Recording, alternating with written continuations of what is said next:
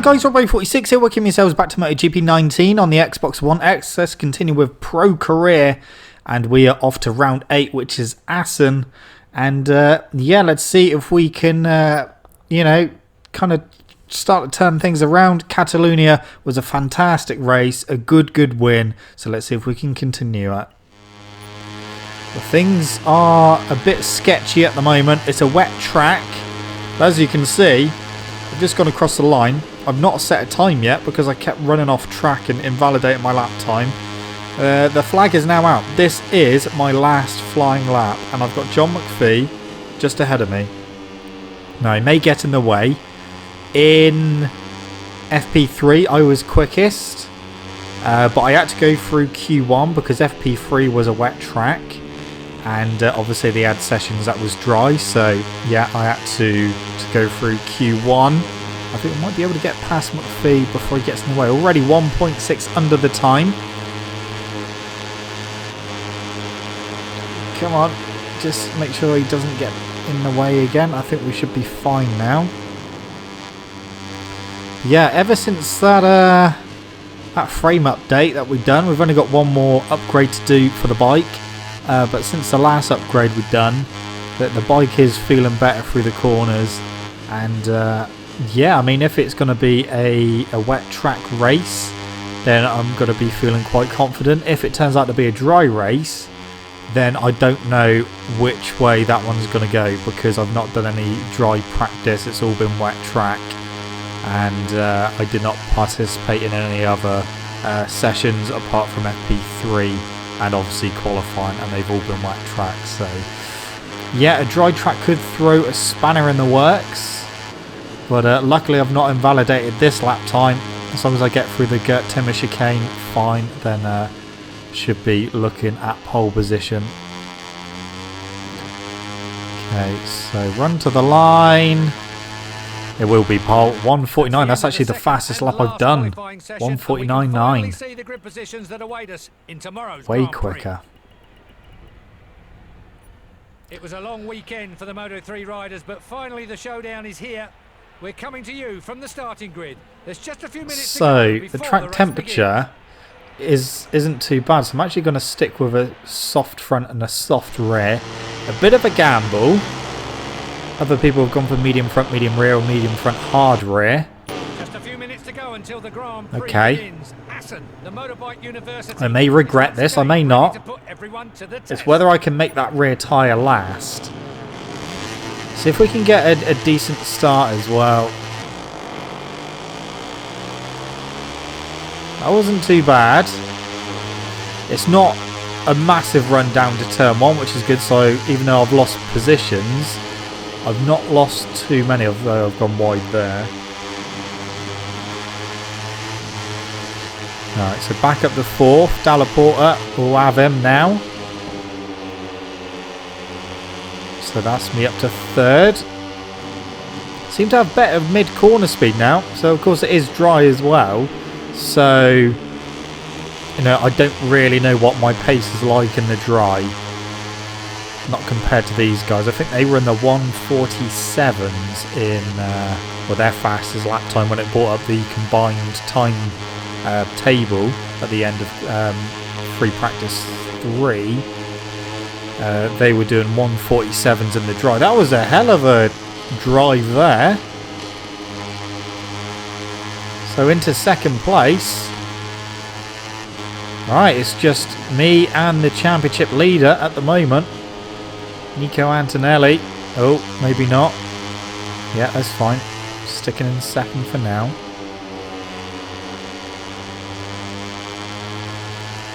Tell you what, my pace is looking pretty good. Can I get in the lead already? I have. Momentarily in the lead. Momentarily in the lead. Still in the lead.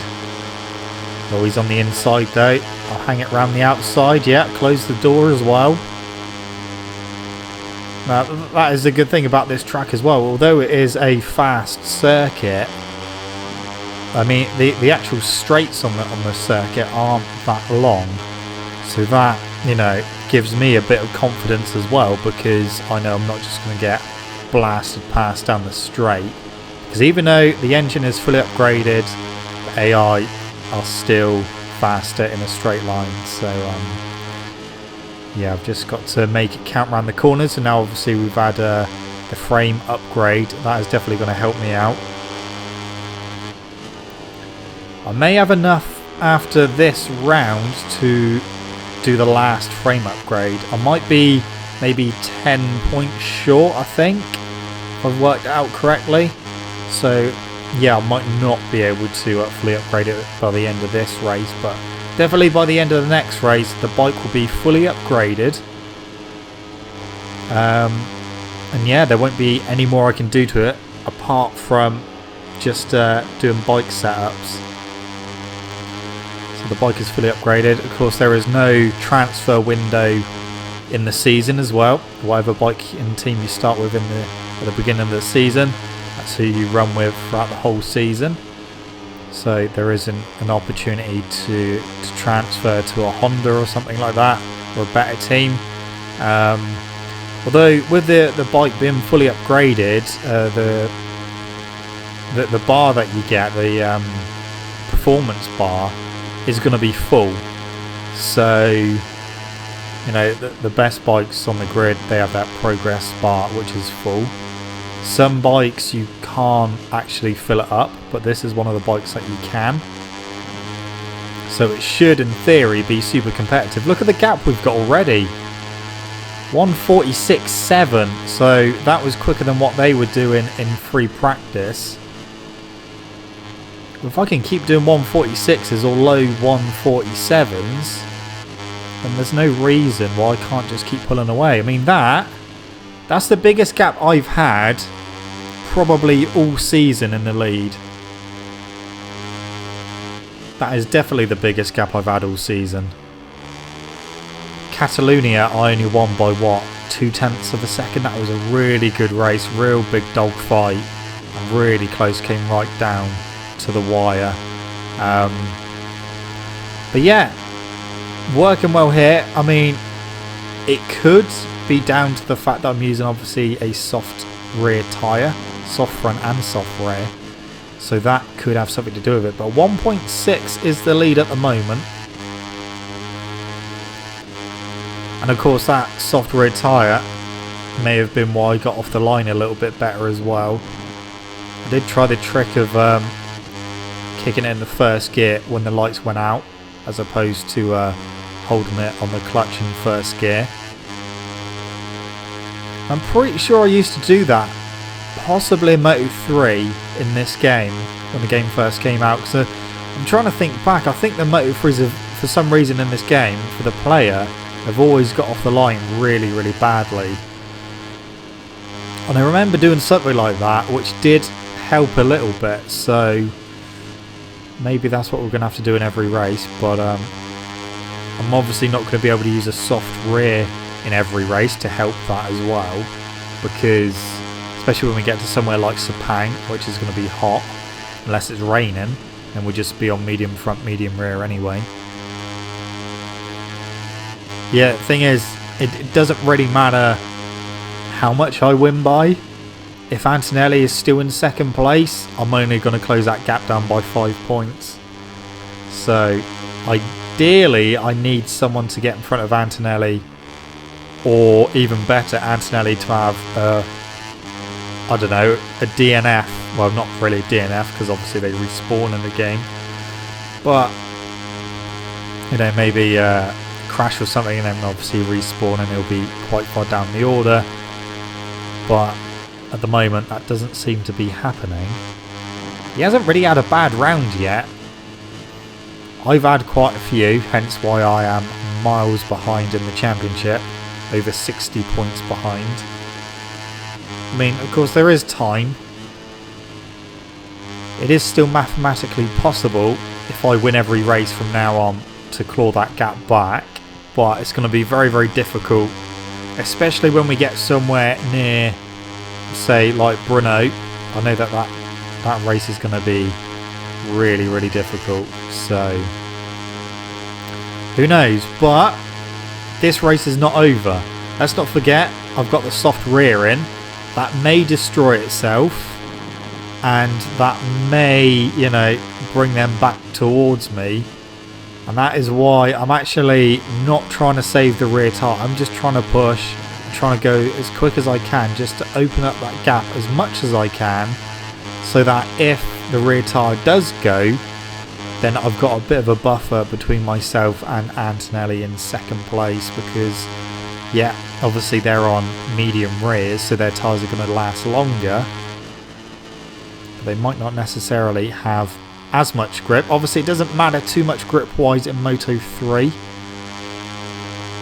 because they haven't really got the power to make a difference on the game anyway. Obviously in real life is completely different, but in the game it doesn't tend to matter.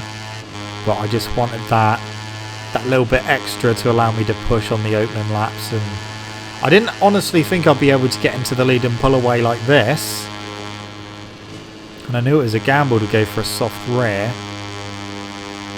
but it seems to be working quite nicely at the moment. I will continue to push. The gap is over 3 seconds, which is good. It's continuing to grow. Coming to the end of lap 5.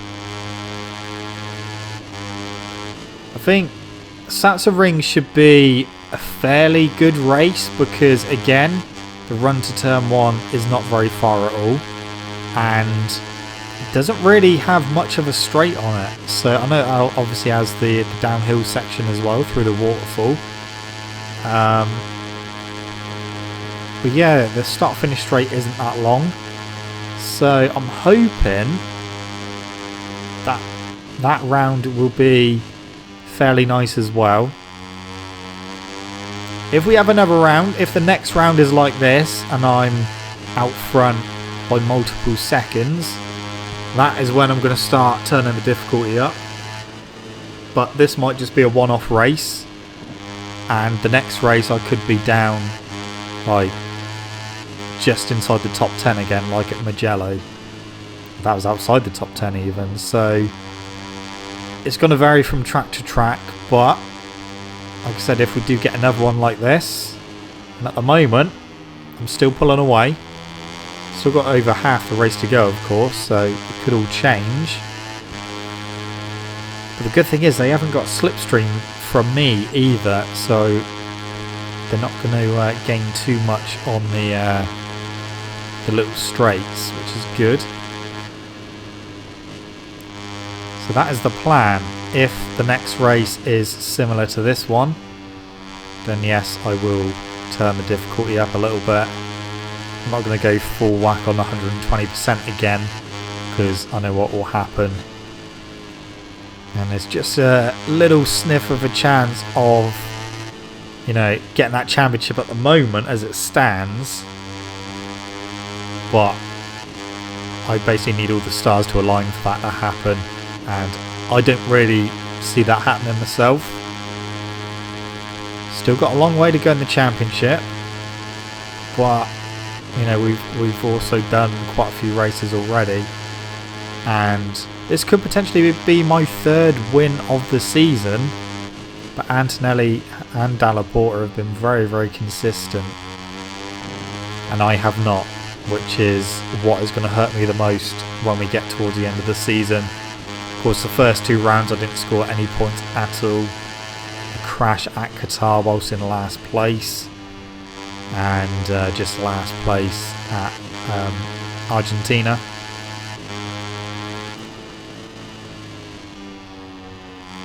Okay. Well,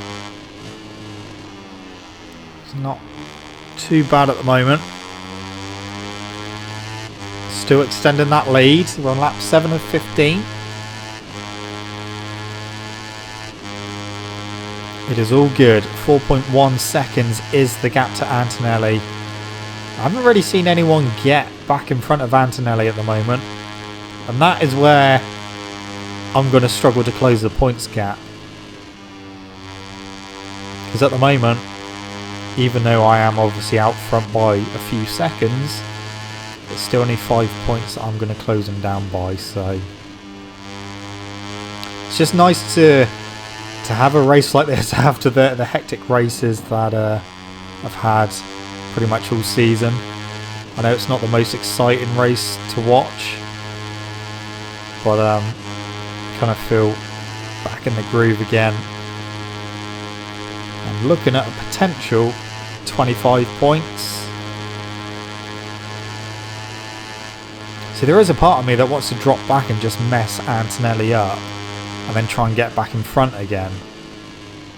But I don't particularly want to do that unless it comes down to it, like towards the end of the season, where I'm going to have to just, you know, try and mess his lines up, force him wide, make him drop some positions, just to try and obviously open that gap and close the points down. But at the moment, as it stands, I'm just going to do what I can, and hopefully, I mean, that gap is getting really big now. Trying to keep my rear tyre as cool as possible. It's going to be difficult to do that. It's over 5 seconds now, the gap.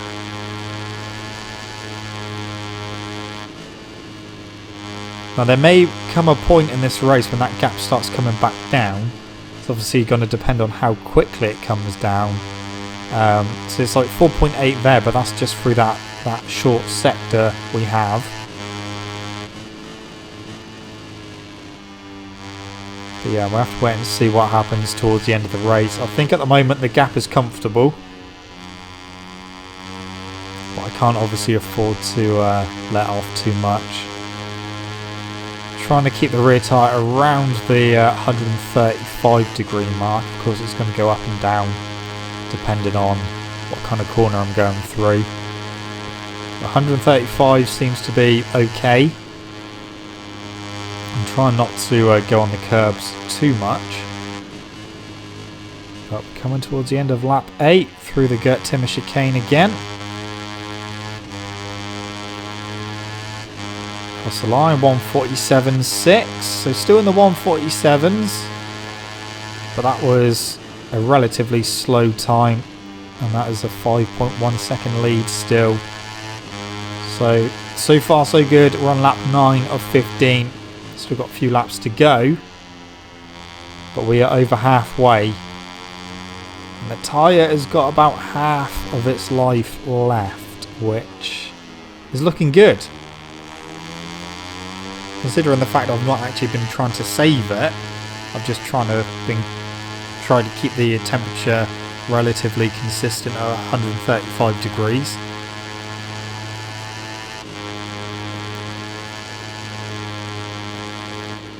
It's this sector here. It's a very, very short sector. It's literally, you know, a couple of corners.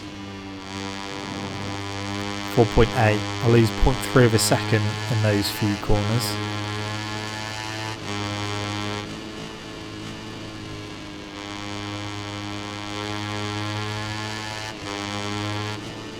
Yeah, I was getting a bit concerned during qualifying.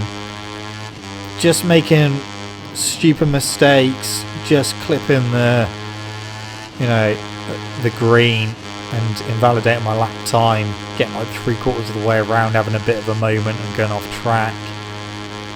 And I was like, this is literally my last lap, and I was currently in 18th place. So it was literally a do or die lap. Luckily, that time it worked out. Although, going by my pace, if I'd started in 18th place, I probably could have made my way to the front anyway. So the gap's 4.9, so it's actually come down 0.2 of a second. 0.2 of a second a lap. That's fine. They won't catch me. We're on lap 10. We're in the double digits. So we are getting towards the tail end of the race.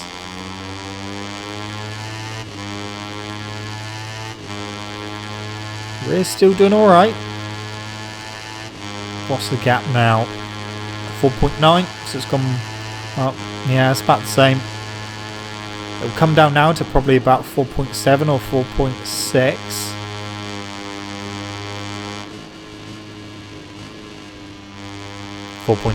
Yeah, I thought it was going to come down by about 0.3.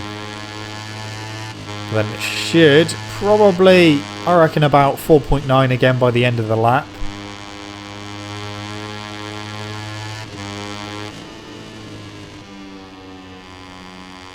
Yeah, it's very strange after, you know, having big fights and struggling in a lot of the races, and when I have won it's been relatively close, to come into Assen and just been able to pull the pin.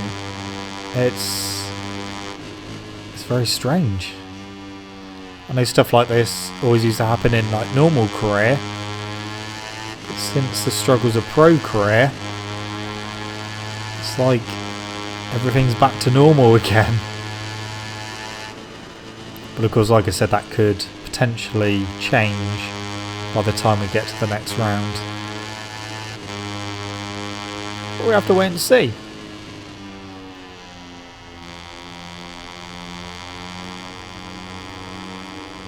On lap 11 of 15. The rear, I was in the wrong gear then as well. I was going to say the rear wasn't feeling that good. The bike was feeling quite slow then. Didn't realise I was still in the second gear. I needed to be in first. What's that done to the gap? 4.7. So that's going to come down to about 4.4 by the time we get through the next split.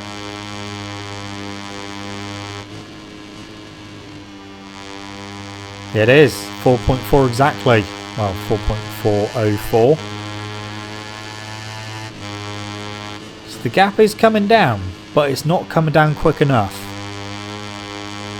Not at the moment. I did think that it was going to happen.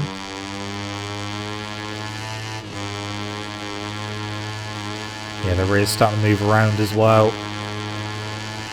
Tyre temperature at the rear is starting to get a bit hotter as well. The front is absolutely fine, but this tyre will last. It is going to last the whole distance, which is obviously very good for me. Through the Gert Timmer chicane again. On to lap number 12, 47.5, that's okay. Mid 47, 4.8. So the gap's not really come down too much over the course of the lap, maybe about 1/10 of a second over the previous lap. So 1/10 of a lap, we're absolutely fine. We should win this race.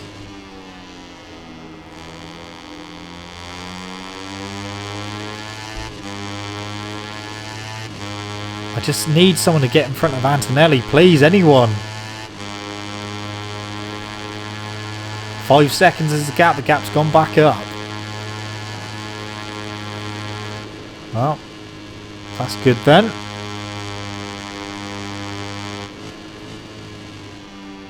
But yeah, someone please just get in front of Antonelli.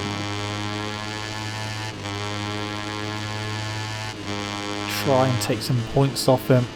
Even if Dallaport had got in front of him, that would do me a favour. But it looks like he's got just a little bit of a gap over third. Which obviously means that no one is looking likely to get past him at the moment.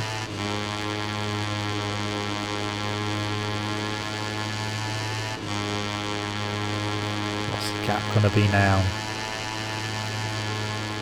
5.2. It's gone back up. Should be absolutely fine now. On to lap 13. 3 laps to go.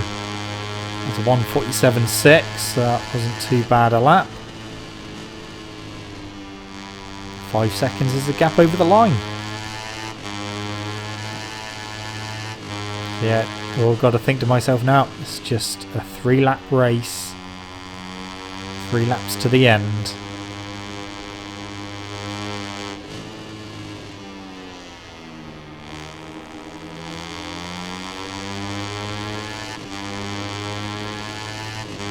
What's the next split gonna be?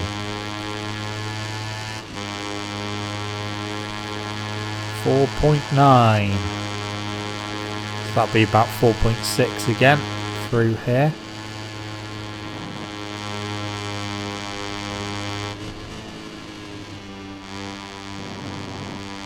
.7, okay. Only lost a couple of attempts that time then. It is so windy outside here. Yeah, the wind just battering my house. Hopefully it won't take off. Oh, that was a moment. That was a rear, not liking that.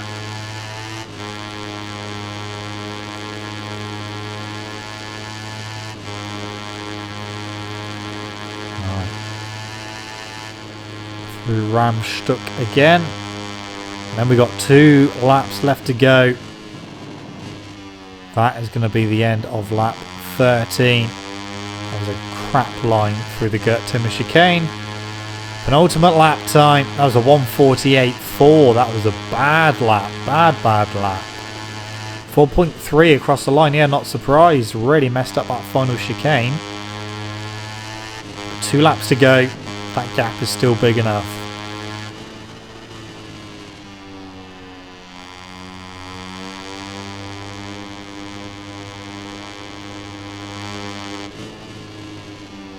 Just think, all these corners we're going through now, I've just got to do one more time.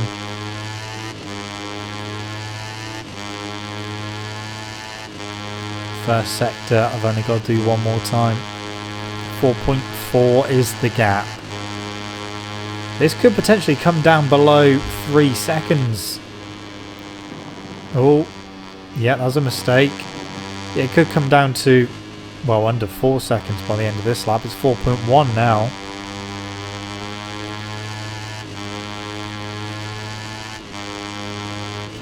So made quite a few mistakes on this lap. So the final lap, because we've still got some rear tyre left, I'm just going to go for it on the final lap. To make sure that gap doesn't come down enough for them to do anything about it.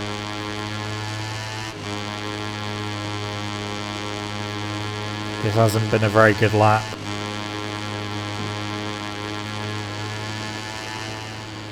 4.4 still, that's fine.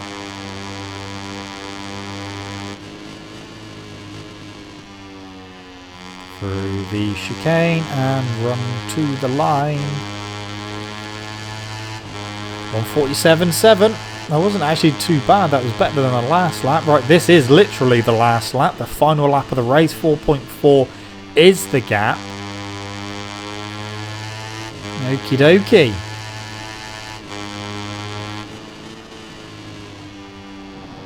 Looking very good. I can just push on this final lap because I know that I haven't got to do any more laps.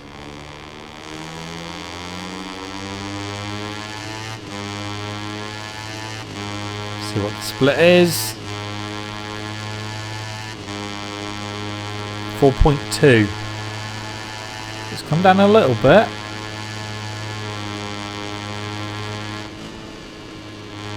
But yeah, that gap should be more than enough. 3.9. That's the lowest it's been for a long time.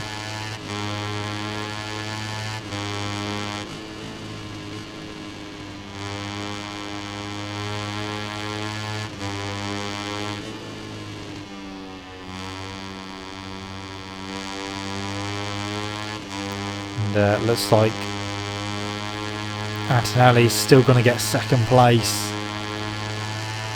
That is not going to help me out at all.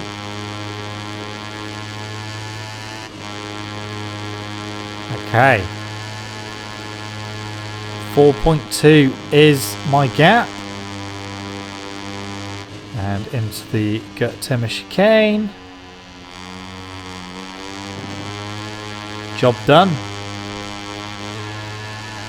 There we go. A win. Well, the riders complete their victory lap. Let's take a look Well, that's at the final ranking of the Moto3 that gap was race. bigger than 2 seconds. And Antonelli done a 1:45.9. A lot of them behind were going quicker than me. But maybe it was just a bit too little too late. My plan worked. Getting that gap at the beginning of the race definitely worked. Because look at their lap times compared to mine. A lot of theirs were quicker. Still in 6th place. We're just 1 point behind Messia now. Still 63 points behind Antonelli. So still got a way to go. Still got a long way to go. Cherry on top of an exhausting weekend. If his team keeps working like this, it will be really difficult for his opponents to overtake him. Well, next round will be interesting. Was it just Assen, or have we found the sweet spot for the bike? So Sachsenring will be the next one at round number 9. Right, let's look at the leaderboards, starting with Red Bull Rookies Cup. Tate is leading that from Dupas Squire in 2nd, Noguchi 3rd, Salvador 4th, and Yuki Kuni in 5th place. Okay, over to Moto 3. Antonelli is leading that from Canet in 2nd, Dallaport 3rd, Mino in 4th, Messia 5th, and I am in 6th place. But I could potentially move up to 5th if we beat Messia in the next race. That would be good. Right, Moto 2. Baldassari's leading that from Luti in 2nd, Schrotter 3rd, Alex Marquez in 4th, and Remy Gardner is in 5th place. Bastianini's moved up to 6th. And then we go over to MotoGP. It's Andrea Dovizioso who's leading that now. Marquez down to 2nd, Rossi still in 3rd. Alex Rins in 4th and Cal Crutchlow in 5th place. Anyway guys, that's it from me. Thank you so much for watching. Don't forget to leave this video a like if you enjoyed it. Subscribe to my channel for more content. And I shall see you guys in the next video. See you.